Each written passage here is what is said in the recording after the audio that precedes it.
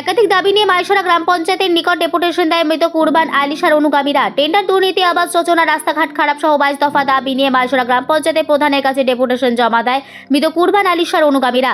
পাঁশকুড়ার মাইশরা গ্রাম পঞ্চায়েতের নিকট ডেপুটেশন দেয় খুন হয়ে যাওয়া কুরবান আলিশার অনুগামীরা। যদিও মাইশরা গ্রাম পঞ্চায়েত বিজেপির দখলে রয়েছে, সেই গ্রামে পঞ্চায়েতে আজ ডেপুটেশন দেয় তারা।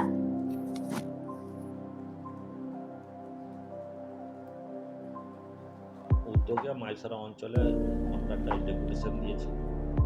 ডেপুটেশনের মূল বিষয় ছিল দুর্নীতি, টেন্ডার দুর্নীতি, আবাস যোজনা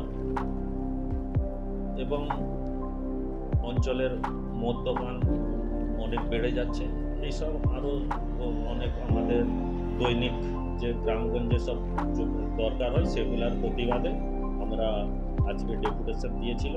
কেননা আমাদের জিপি বিজেপির দখলে আছে এবং অপোজিশন আছে তৃণমূল কংগ্রেস।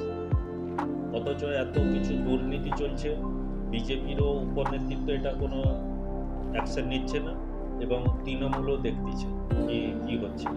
অথচ আমাদের জিপির ব্লক সভাপতি এবং বাড়ি এবং পঞ্চায়েত সমিতির সভাপতি বাড়ি মাইশরা জিপি, আমরা দেখছি উনিও কিছু এর প্রতিবাদ করছেন।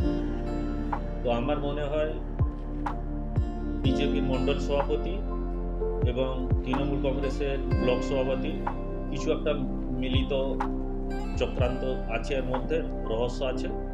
যেহেতু সেই জন্য এরা দুজনে কোনো এর উপরে দুর্নীতির বিরুদ্ধে অ্যাকশন নিচ্ছেন না। গরিব মানুষ, মাইশরা অঞ্চলের মানুষের কোনো উন্নয়নের কাজে প্রচুর বাধা সব দেখতেছে চোখ বন্ধ করে। তো সেইটা আমরা তৃতীয় ফ্রন্ট হিসাবে শহীদ সফল করতে শহীদ কুরবান শহীদ কুরবান